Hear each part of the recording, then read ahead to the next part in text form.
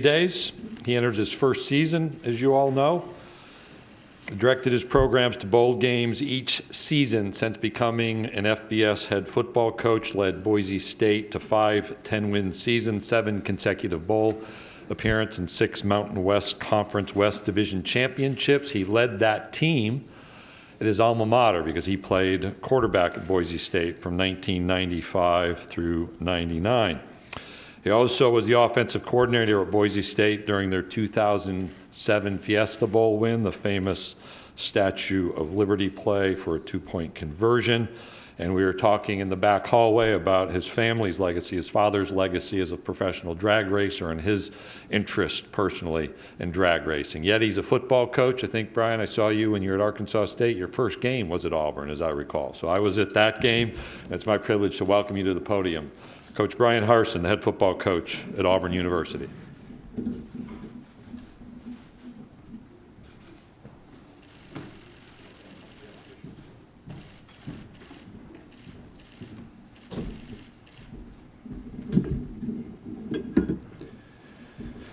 All right, good afternoon. Glad to be here. And finally, it has been a long week for me, a lot of good lucks, a lot of hope you do well.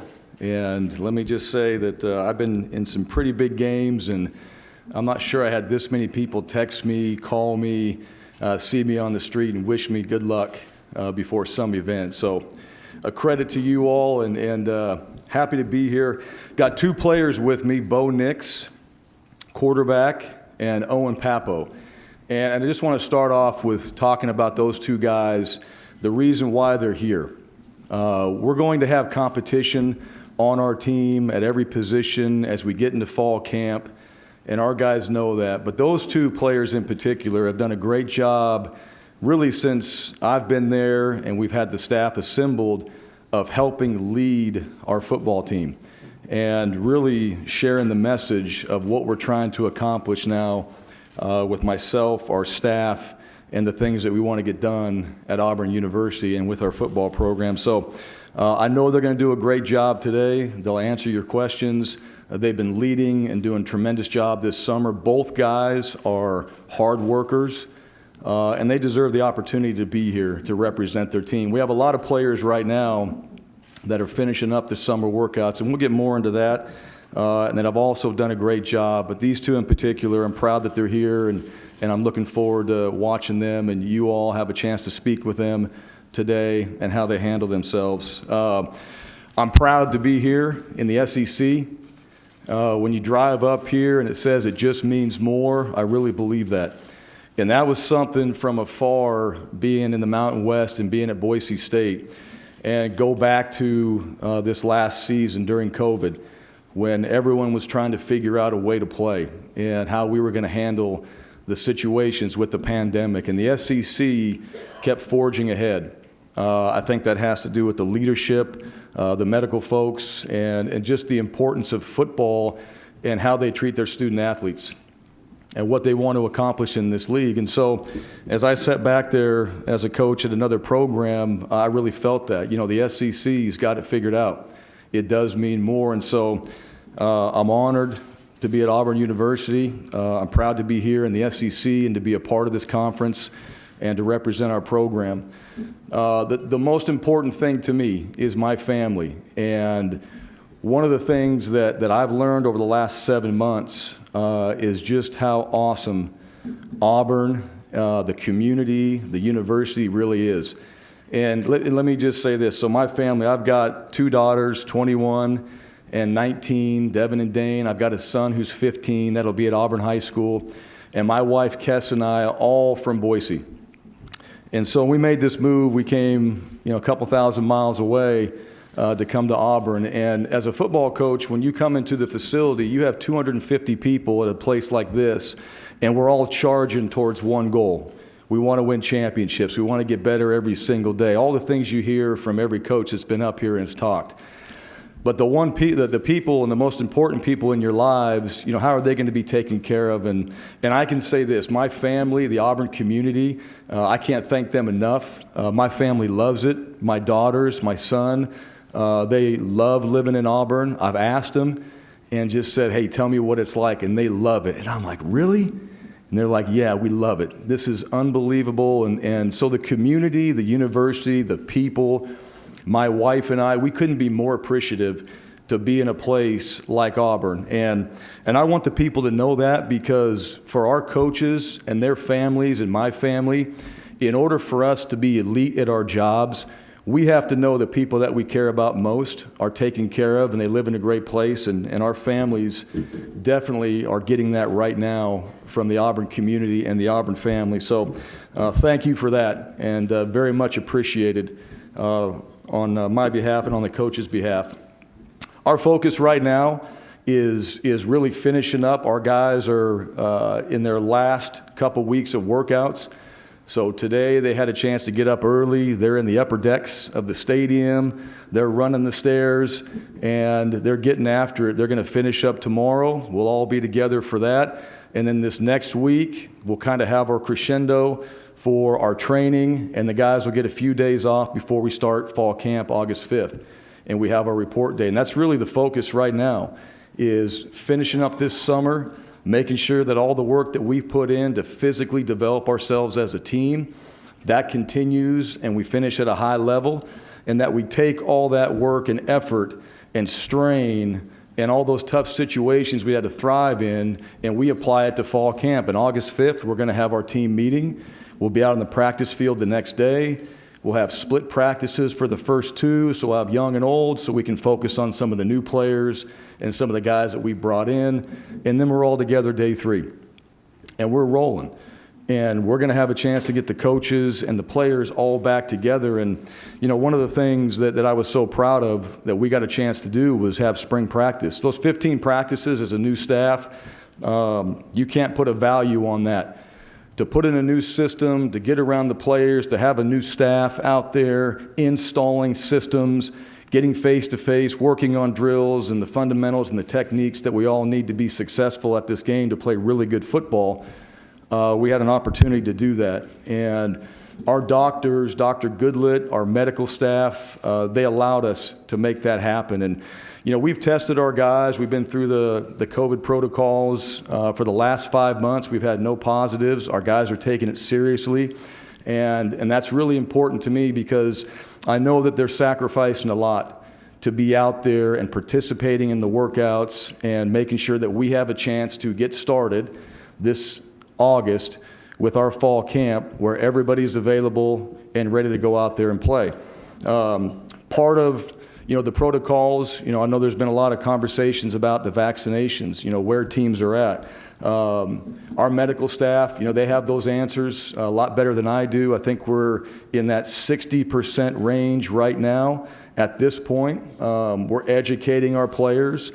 We're making sure that they understand, from our medical staff, the pros and cons. I think they've done a really good job of letting our guys make those individual decisions on what this means for our football team, what this means for this conference, what this means for competition in the future. And, that's one of the things that we do. We're all teachers at this level, all right? We're college football coaches, but we teach.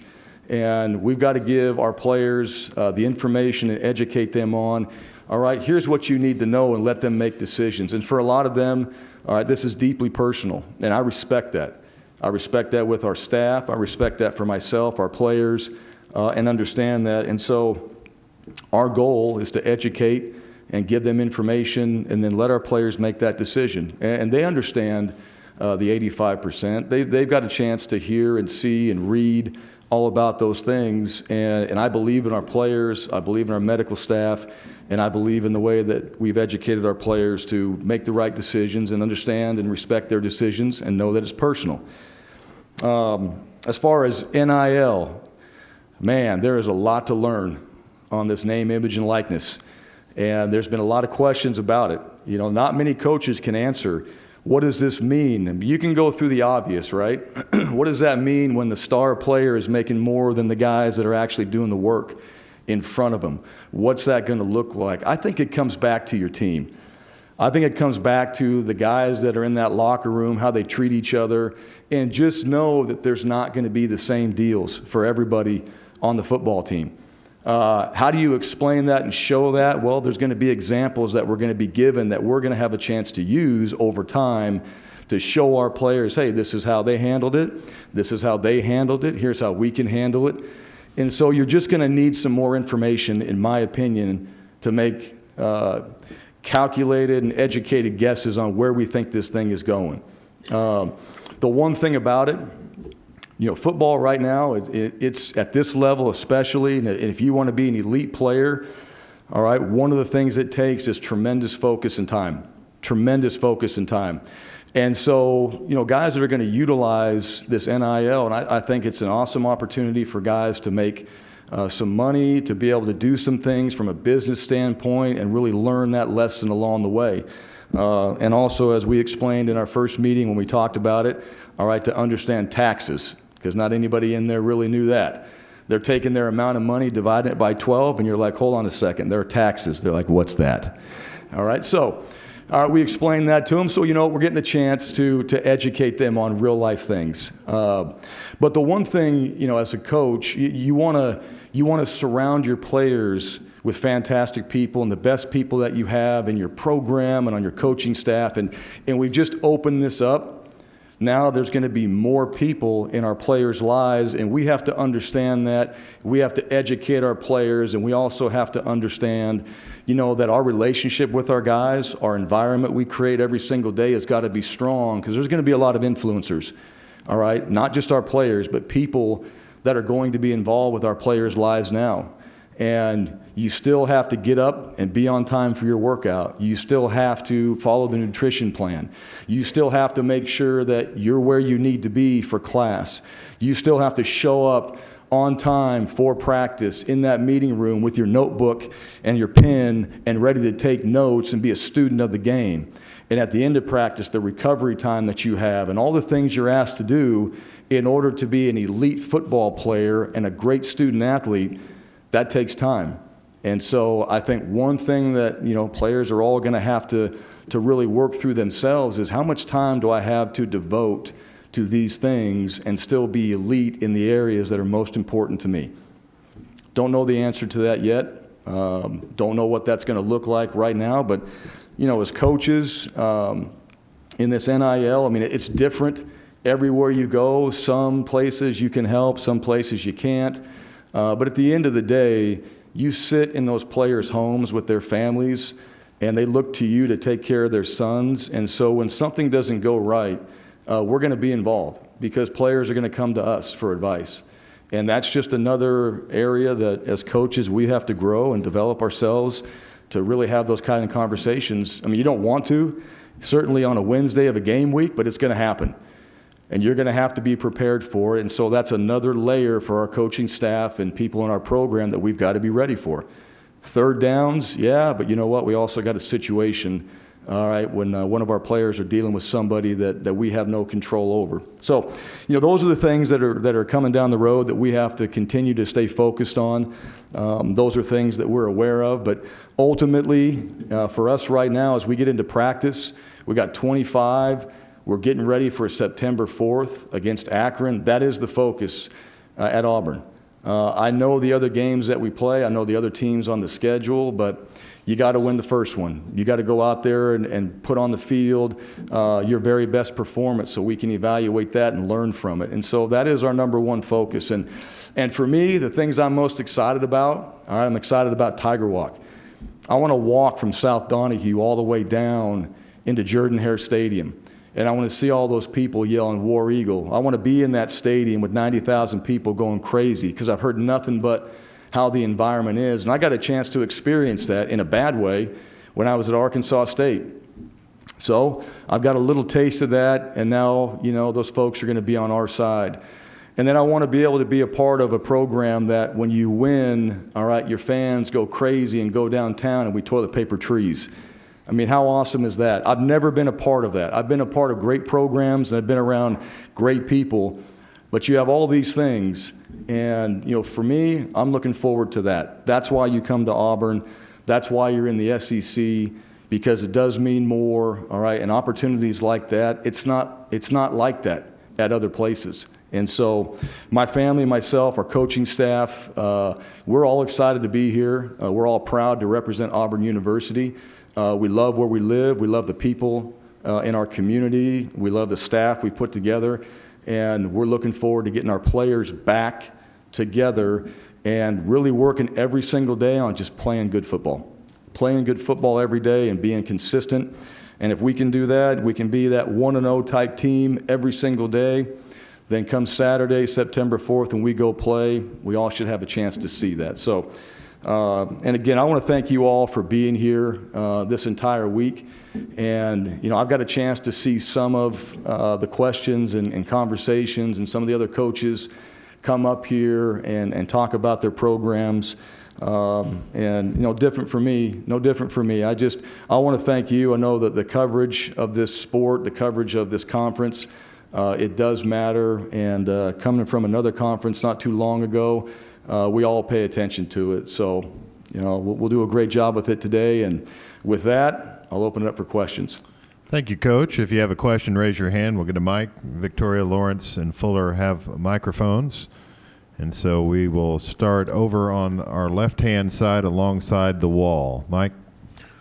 Hey, Coach. Mike Bianchi, Orlando Sentinel. You followed Gus Malzahn twice now, I think, at Arkansas State and now at Auburn. Yeah. Do you guys have any sort of relationship? Do you know him? And also, do you have a good grasp of the pressure cooker you're walking into at Auburn? We do have let me go back here. Yes, I know Gus. We have a relationship to a degree. And I'll start back in 2007. Gus was at Tulsa. And I was the offensive coordinator, and I read his book that he wrote in high school about tempo. And there was a lot of great things in there, and he's a great offensive mind. And so I wanted to go see him. So Chris Peterson and I, and our offensive line coach at the time, we went to Tulsa, and we got a chance to sit down for a couple days and just talk football, talk about tempo, talk about how he does things. And so we took a lot away from that, and that spring we installed some of that no huddle and some of those ideas. And so I've always admired Gus. I've always thought he's a great offensive mind. And then it just happens to be, right, when he leaves Arkansas State, here I come. And then he's going on to Auburn. And there was coaches on that staff, one that was here, Eli Drinkwitz, you know, was one of them. That was a part of that transition that I kept and stayed on my staff during that time. And then, you know, when this came up, so, you know, we had just, you know, in Boise, we were good. You know, we had just built a home, and this is where we wanted to be, and our mindset was, this is what we want to, this is where we want to be, where we want to stay, and this is what we're going to do. And when Alan Green called me and said, hey, you know, I'd known Alan previous. He told the story about, you know, our time we met in the pool, and you know, it was all innocent and everything. So he said, you remember me? I said, hell yeah, I do. And he was at Auburn, and right then and there, man, it piqued my interest more than any other place. And a lot because of him, a lot because of the creed, a lot because of just, you know, this conference as well. And, you know, the obvious is, you know, Gus Malzahn is there. And that's one of the things that just personally you're like, okay, you know, this would be, you know, me following him again. And, you know, right now, no. Do we have a relationship right now? Do we talk every day? No, we don't. You know, I know where he's at UCF. Terry Mahajer was the athletic director that hired me at Arkansas State. So we have this weird web of connection, all right, Coach Malzahn and I do. And I got a lot of respect for him. And then, you know, of all teams they play in the beginning, it's Boise State on a Thursday. So the coaches that know at Boise State, they're like, we've seen a lot of Auburn. And so there's just, you know, it doesn't really go away at this point. But, you know, I wish him the best. And, you know, as far as you know, what you're getting into, here's what I think.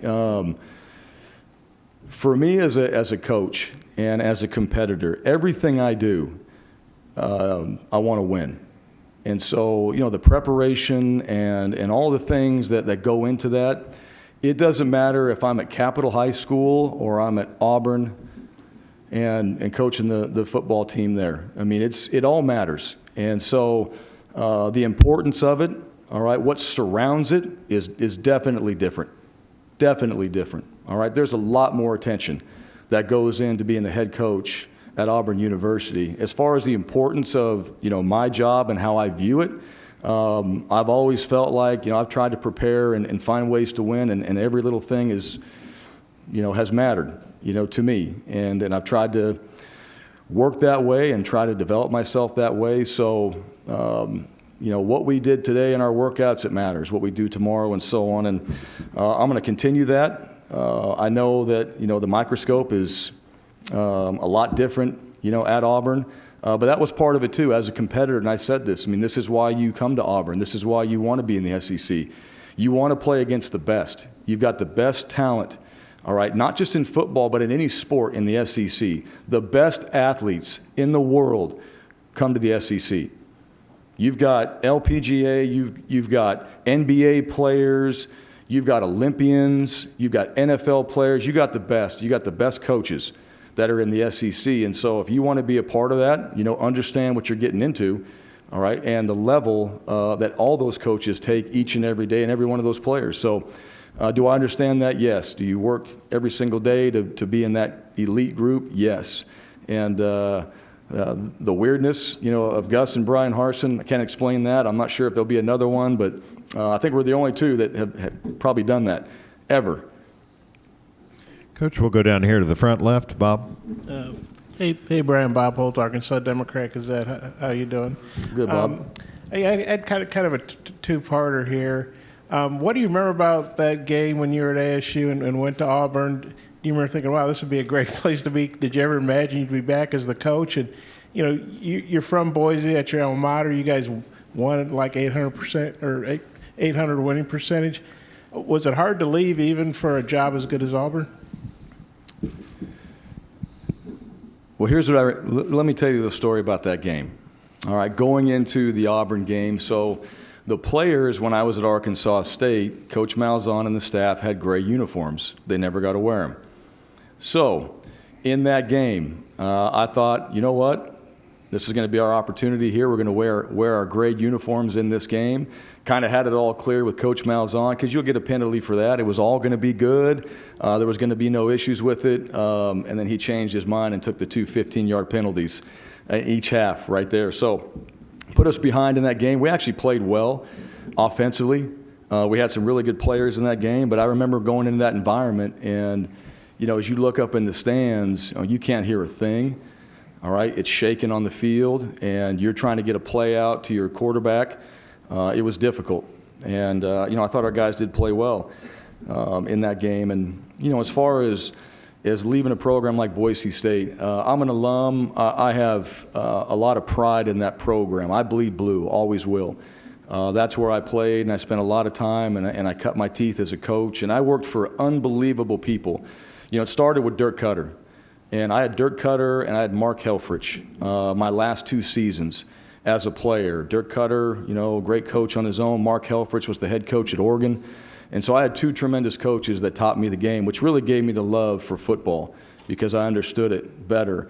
And then I had Dan Hawkins, who I work with. And Dan gave me my first opportunity at 23 years old, 24 years old to be the tight ends coach. Chris Peterson took over. Dan was a guy that was all about building culture and that connection with players, and Chris Peterson took over, and Chris is about process and details and one of the most phenomenal coaches I've ever been around in my entire life. And so a lot of things that I take with me every single day into our program comes from what I learned at Boise State. And I got a chance to work with Mack Brown at Texas. Mack Brown is maybe the best human being really in the world. And I got a chance to be around him and watch how he treats people and the way he does things and to watch his every day. And I was one of the coaches that was not afraid to walk in his office and just have a conversation with him and ask him how he's doing. So I've had a lot of great experiences. Is it hard to leave those things? And that's part of the progression. And like I told you before, being at Boise State is special, but this was different. And there's been other opportunities, but not like this.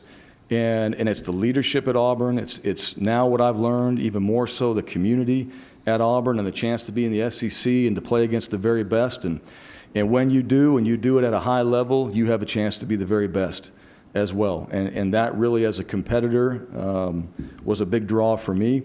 And in the last 7 months, I didn't know how this whole thing would go, better than expected. We haven't played a game. but I'm proud to be at Auburn. Coach, we'll go over the right section alongside the right-hand wall. Lance Dahl with the Auburn Network. Coach, you talked in your opening statement about the Auburn family and the community and how important it is to everybody in Auburn. But talk about the culture for a second. Talk about how important that is and what type of culture you're bringing to Auburn and what this coaching staff is bringing to Auburn. Is it any different than what Auburn has seen in the past? Well, I think let me just say this, and let me back up. Auburn's had a lot of success in the past. They've had a lot of great coaches. They've had a lot of great people come through their program. And, I've been fortunate enough to get a chance to talk with some of that. We had Sammy Coates, Trevon Reed. I've met Bo Jackson. I've got a chance to be around a lot of different players that have come through Auburn. And so, we're building a new facility, right? And we had one that was there a long time, but there's a lot of great players, Cam Newton, Heisman Trophy winners, and so on, that came through that program. And so, is it different every staff? Absolutely. All right. The one thing for us, as we come in right now, we have to do a great job of connecting with our players. We got to get to know them. And through COVID, that didn't help, right? Being able to know their families and being out there on the road and getting face-to-face. We had to do it via Zoom and other ways and be very creative. But connecting with our players and letting them know, number one, we're here for you. Number two, here are the expectations. Well, what are the expectations from you? Simple, your personal best. Simple. Show up, care, and repeat every single day. And you know how we're going to do that? You're going to do it to the very best of your ability every single day. That's the standard. All right, how do we do that? Discipline. All right, understand what discipline is. Not disciplining, not punishment. What is discipline? All right, self-regulation. All right, you got to be able to get up and do things over and over and over to build those habits to be successful. Understand that. You want to be great, here's what it takes. All right, what comes with discipline? Toughness. All right, if you're going to do that consistently and in this game, you better be tough, physically and mentally. All right, you better be able to perform at your very best when the circumstances are against you. I don't want you to survive. I want you to thrive in situations where things get really difficult and tough for you. And then the last one is conviction. I want you to believe. And number one, in yourself. Like, you better believe you can win. You better believe you can hit that weight. You better believe you can make those 300s. You better believe you can run those decks. When you wake up, I want you believing in yourself, and I want you believing in what we're doing. And so when we go out there and play on September 4th, I want our fans and everybody that watches and tunes into our game, I want them to see a disciplined team, a tough team, and a team that believes they can win every time they step on the field and every single practice. So, is that different from what the previous staff had? I have no idea. I didn't dive into, what their core values were. I got a chance, what I did when I took the job is I wanted to see it. I wanted to witness, what this team was about. I wanted to see why guys show up late. I wanted to see why guys didn't finish. I wanted to see those things for myself with my own eyes and make my own determinations. Maybe they don't know, or maybe they don't care. Either way, that was a problem. So we've had to change that. You want to win, you want to be consistent, you want to be one of those teams that every single year, all right, you're in the hunt for an opportunity to play and win a championship. All right, well, you better bring your personal best every single day. You better be disciplined, you better be tough, and you better have conviction for what it is you're doing. And that's been my message with our guys. And then we've simplified that more. We've talked about character, and we simplified it down to just being 1-0. And there's things that come with that, but hey, focus on the task at hand, the moments that you're in, because there's a lot of distractions, and let's just go 1-0. And simplifying that every single day, when you can win that day and you stack those days together, then come Saturdays, what do? Exactly what you want. You cut it loose. I've won Sunday through Friday. So what am I going to do on Saturday? I'm going to win. And that's what everybody wants. So, all right, you don't do that unless you know deep down inside you've done everything you can all those days to have yourself ready to go out there and play that way. And if you're out there thinking and playing and going like, damn, should I have done more? That's not going to win games in this conference. So your personal best every single day, that's the expectation. We have a plan for you and a blueprint that we've shared with our guys. And then the discipline, toughness, and conviction every single day are the things that we've talked about in our program, and that's who we are, that's who we'll always be, and those are the things that we strive for daily. All right, Coach Harsin, thank you for your time this morning. All right, thank you. War Eagle.